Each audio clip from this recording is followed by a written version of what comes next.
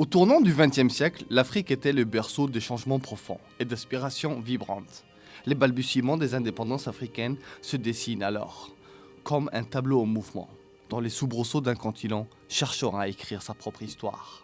C'est dans ce chapitre que la nouvelle République de Djibouti inscrit ses premiers pas en tant que nation. Et pourtant, certains sceptiques n'accordaient que quelques jours, des semaines, avant que cet État ne devienne une désillusion, une ambition avortée, une étoile filante qui n'aura duré qu'un firmament. Un groupe d'hommes au destin exceptionnel, un cercle restreint d'individus, vont porter sur leurs épaules le poids de l'inspiration collective pour faire sonner le cours de l'histoire. C'est ainsi que le 27 juin 1977, le peuple de Djibouti, dans un élan de fierté et d'espérance, rompt les chaînes de la domination coloniale pour embrasser la liberté. Le premier gouvernement, qui, sous l'égide du défunt Hassan Goulet Aptidon, entreprend la tâche titanesque de construire une nation. D'emblée, Hassan Goulet comprend que la solidité d'une maison repose sur l'unité de ses briques. La mosaïque ethnique de cette nouvelle nation s'effond en un ensemble harmonieux. Ce nouveau paradigme de la pensée collective de Djibouti repose sur un nationalisme inclusif, où l'unité nationale ne se fonde plus sur l'homogénéité ethnique, mais sur une vision commune de progrès et de prospérité.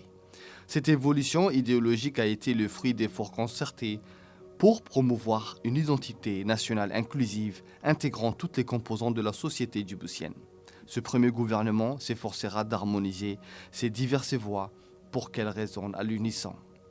Sur les rives arides de la mer Rouge, ce gouvernement naissant va entreprendre la modernisation du port, artère vitale du commerce régional. Comme les pharaons d'antan, érigeant leurs pyramides, le gouvernement lancera des projets colossaux visant à connecter les cœurs et les esprits des Djiboutiens. Vers les années 1990, le monde entre dans une nouvelle ère, signifiant un changement de paradigme pour Djibouti. D'abord, la mondialisation et l'ouverture économique jouent un rôle crucial. En attirant des investissements étrangers et en se positionnant comme un hub logistique régional, Djibouti stimule pas seulement sa croissance économique, mais favorise également un échange culturel et intellectuel accru avec le reste du monde. Ces interactions facilitent l'émergence d'une nouvelle conscience nationale plus ouverte et dynamique. Et comme Karl Marx le dit, les hommes font l'histoire, mais ne savent pas l'histoire qu'ils font.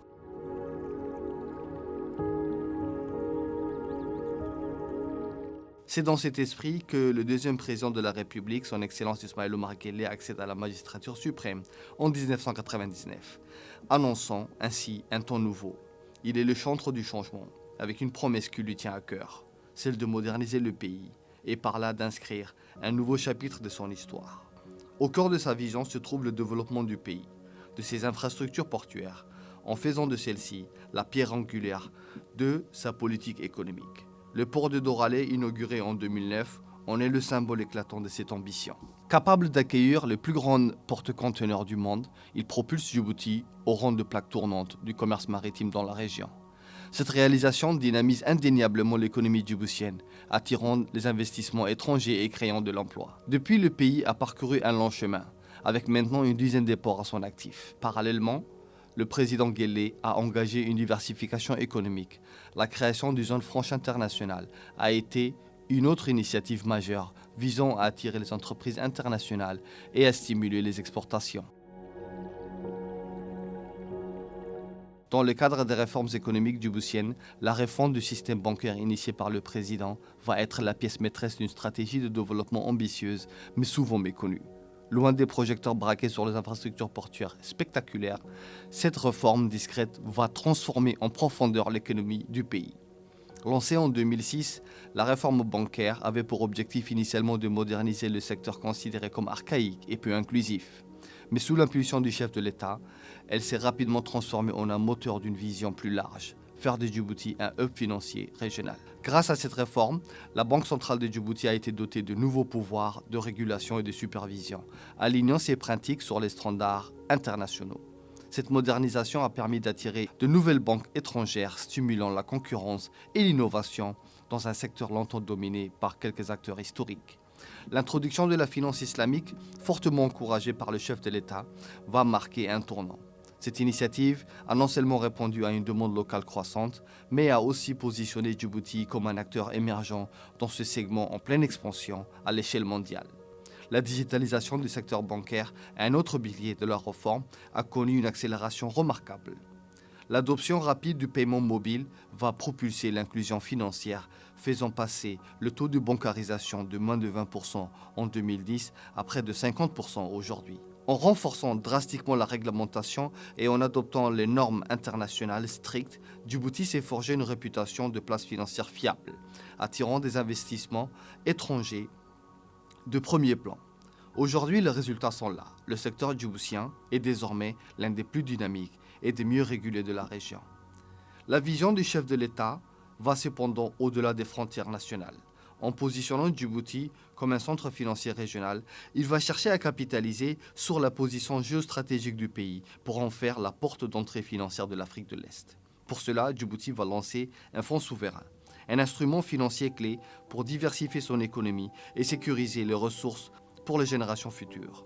Ce fonds vise à capitaliser sur le revenu des secteurs essentiels comme les infrastructures, l'énergie et les services portuaires, tout en attirant des investissements étrangers. Conscient de sa position géostratégique, Djibouti souhaite stabiliser son économie face aux fluctuations du marché mondial et maximiser les retombées des investissements. Le fonds souverain protégera l'économie nationale, renforcera les réserves d'échange et ce afin de financer des projets d'infrastructures cruciaux, consolidant ainsi le pays comme un hub régional.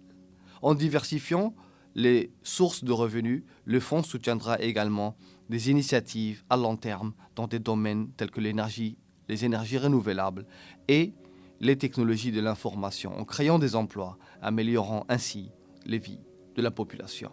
Il jouera un rôle central dans la réalisation Djibouti Vision 2035, un plan ambitieux de développement pour le pays. Djibouti, longtemps dépendant des énergies fossiles, a engagé dès les années 2000 une transformation de son secteur énergétique pour réduire sa vulnérabilité aux fluctuations des prix. En 2008, le pays va commencer à développer les énergies renouvelables, consolidant cette démarche en 2011 avec l'interconnexion électrique avec l'Éthiopie pour répondre à une urbanisation croissante. Depuis, Djibouti vise à devenir l'un des premiers pays africains à utiliser à 100% d'énergie verte d'ici 2030. Grâce à ses ressources naturelles, notamment un ensoleillement de 300 jours par an et un potentiel géothermique de plus de 1000 MW, le pays mise sur le solaire, la géothermie, l'hydrogène vert et d'autres projets comme la centrale de biomasse à Damerjog et le parc éolien du Goubet qui a été inauguré en 2023. Si Djibouti est un hub financier, maritime et commercial, il se distingue également par son essor fulgurant dans le secteur des télécommunications, se positionnant comme un carrefour stratégique pour les câbles sous-marins et l'accès à l'Internet. Situé à l'intersection des routes maritimes stratégiques, Djibouti bénéficie d'un positionnement idéal qui en fait un carrefour majeur pour la connectivité régionale. Le pays, cependant, accueille plusieurs câbles sous-marins clés comme le Djibouti Africa Regional Express, connu dans son acronyme le projet DAR, et le East African Submarine System, essentiel pour le développement numérique de la région. Au fil des années, Djibouti a investi massivement dans ses infrastructures télécoms, grâce notamment à des partenariats avec des acteurs internationaux. Ces efforts ont porté leurs fruits, avec un taux de pénétration d'Internet atteignant près de 60% en 2023. Récemment, Wingo Africa a inauguré un nouveau parc de données. Ce data center de niveau 3 offre une fiabilité de 99,9% et abrite une station d'atterrissement de câbles sous-marins ainsi qu'un centre d'innovation pour promouvoir les compétences locales. Avec ces avancées, Djibouti s'affirme comme un leader régional dans les télécommunications, soutenant le développement numérique de l'Afrique grâce à des infrastructures modernes et un fort engagement envers l'innovation. La réussite de Djibouti dans divers secteurs repose sur une politique ambitieuse en matière de capital humain, avec l'éducation comme pilier fondamental. Depuis la réforme de 2001, le gouvernement a considérablement amélioré le système éducatif, augmentant notamment le taux de scolarisation, surtout en primaire, et en promouvant l'inclusion des filles. Des efforts importants ont été déployés pour moderniser les infrastructures éducatives avec la construction et la rénovation d'écoles, particulièrement dans les zones rurales. Parallèlement, la formation continue des enseignants a été renforcée grâce à des programmes de perfectionnement visant à élever la qualité de l'enseignement. Symbole de cette ambition, l'école d'excellence, fruit d'une collaboration entre Djibouti et la Chine, a été inaugurée par le chef de l'État. Équipée des dernières technologies, cette école offre un environnement propice à l'innovation, avec un curriculum axé sur les mathématiques, les sciences, le trilinguisme, français, arabe et anglais, et la digitalisation. Cette institution forme les futurs leaders du pays, préparant les étudiants aux défis du XXIe siècle. Le gouvernement poursuit également une approche inclusive en ouvrant l'éducation aux enfants à besoins spéciaux. Plus d'une centaine d'enseignants sont formés à la langue des signes, permettant ainsi l'intégration des personnes sourdes et malentendantes dans le système éducatif et professionnel. Ainsi, Djibouti construit une révolution silencieuse mais puissante où l'éducation devient le levier principal du progrès social et économique, offrant à tous les jeunes les moyens de s'épanouir et de contribuer au développement du pays. Le président de la République va inaugurer un nouveau complexe pour la faculté d'ingénieurs de l'Université de Djibouti, consolidant ainsi l'ambition du pays de devenir un leader africain en matière d'enseignement supérieur. Cette infrastructure sera essentielle pour soutenir les objectifs du développement national, notamment à travers la formation de la première équipe chargée de gérer les nanosatellites de Djibouti. Dans le cadre de l'horizon Djibouti 2035, l'Université de Djibouti va jouer un rôle clé en formant une jeunesse capable de contribuer activement à l'émergence économique du pays. Elle abrite également un centre d'excellence africain en logistique et transport qui répond aux besoins croissants du secteur en Afrique. Ce centre propose des programmes de haut niveau et des séminaires, mais aussi des ateliers pratiques, formant les experts capables de relever les défis logistiques actuels et futurs. En mettant l'accent sur des compétences théoriques et pratiques adaptées aux exigences du marché, ce centre contribue aujourd'hui à positionner Djibouti comme un hub régional majeur en matière de formation professionnelle et de développement économique, tout en renforçant la capacité du pays à transformer ses ambitions en réalité concrète. Garantir une bonne éducation implique également d'assurer une couverture sanitaire de qualité. Djibouti a réalisé des progrès significatifs dans le domaine de la santé grâce à une politique centrée sur le bien-être de sa population.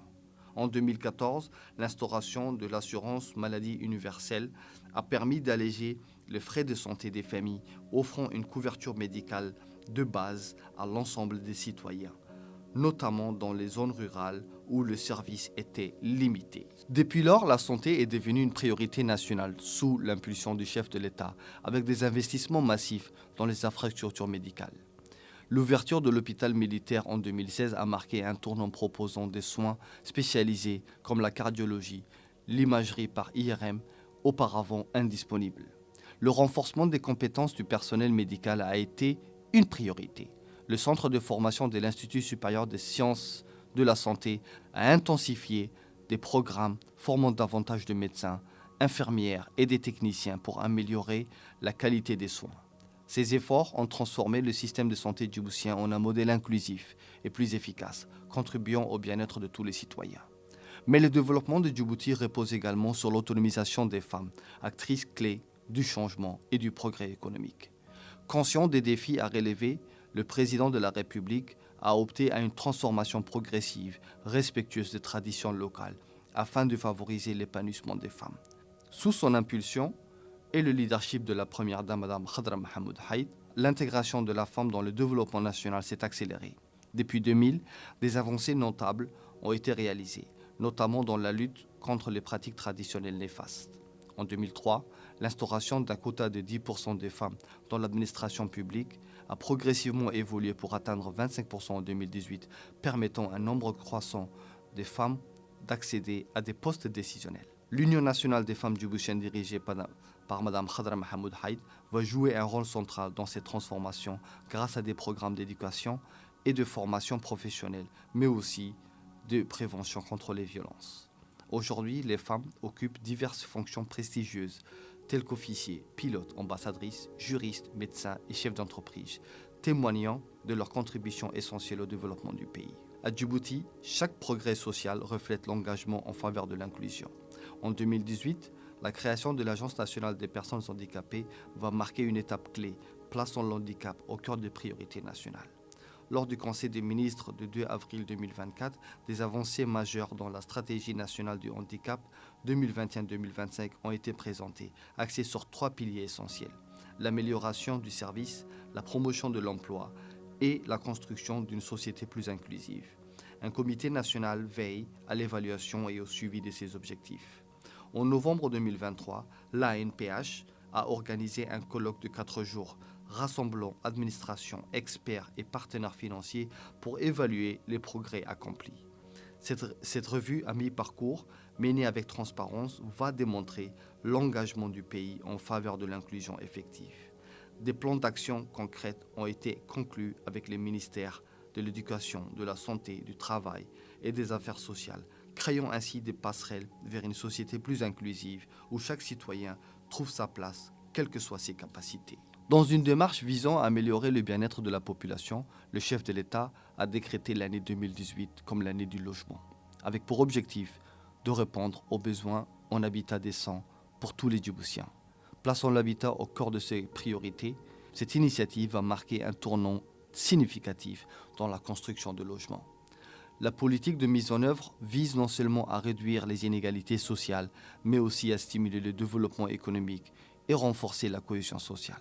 L'accent est mis sur la construction de logements sociaux et l'extension du droit à la propriété foncière, offrant ainsi des opportunités équitables à toutes les couches de la société. Pour concrétiser cet engagement, la Fondation Ismaël Omar Guelleh a été créée avec une mission claire: fournir des logements abordables aux populations les plus vulnérables.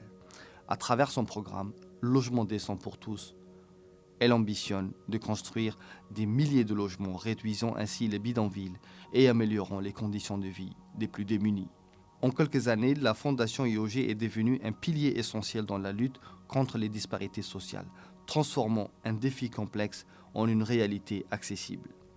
Grâce à ces efforts, le rêve d'un logement décent pour tous est désormais à portée de main, contribuant à bâtir une société plus inclusive et équitable. Mais avant tout, Djibouti est une merveille du monde, un joyau méconnu de la Corne de l'Afrique, qui se révèle comme une destination incontournable pour les voyageurs en quête d'aventure et de découvertes uniques. Avec ses paysages à couper le souffle, sa biodiversité exubérante et un patrimoine culturel captivant, s'affirme comme une étoile montante sur la carte mondiale du tourisme. Situé au croisement des civilisations entre l'Afrique, le Moyen-Orient et l'Asie, Djibouti est un véritable carrefour historique où chaque grain de sable raconte une histoire millénaire. Mais au-delà de sa position géostratégique, c'est un royaume de merveilles naturelles, un sanctuaire pour les âmes en quête d'authenticité. Vivez l'expérience magique du lac Assal, le point le plus bas du continent, niché à 150 mètres sous le niveau de la mer. Ici, les eaux salées vous invitent à flotter dans un tableau surréaliste plus dense que la mer morte. Un spectacle qui fascine géologues et photographes et émerveille les touristes. Non loin, le lac Abbé, avec ses cheminées calcaires fumants, semble tout droit sorti d'une épopée de science-fiction. Ce désert lunaire, théâtre de l'aventure, offre des panoramas mystérieux où les flammes roses dansent sur l'horizon, créant une symphonie de couleurs et de vie. Pour les amoureux de la mer, le golfe de Tadjoura dévoile ses récifs coralliens, vierge et éclatant où la plongée devient une rencontre avec l'immense, notamment avec les requins-baleines, ces géants pacifiques qui visitent ces eaux à la fin de l'année jusqu'au début de l'année suivante. Le parc national du Daï, une oasis dans le désert, est un havre de verdure où la nature s'exprime dans toute sa splendeur, offrant aux randonneurs des vues à couper le souffle sur un pays contrasté. La ville de Djibouti, avec ses prestiges coloniaux et ses marchés vibrants, est une porte ouverte sur une culture riche et accueillante. Laissez-vous envoûter par l'hospitalité locale, dégustez une cuisine influencée par des siècles d'échanges et participez aux festivités qui animent la vie djiboutienne. En réponse à ce potentiel touristique, le gouvernement travaille à tisser un réseau d'infrastructures modernes et à promouvoir un tourisme durable. visant à relever Djibouti comme une destination de choix en Afrique de l'Est. Pour l'aventurier en quête d'inconnu, l'amoureux de la nature ou simplement le voyageur curieux, Djibouti est une terre de promesses où chaque pas est une découverte, chaque regard est un souvenir inoubliable.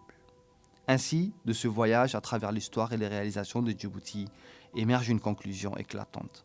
Ce pays, jadis qualifié de colonie moins attrayante de la France, a non seulement défié les pronostics pessimistes, mais a sculpté son propre destin, avec une détermination inébranlable.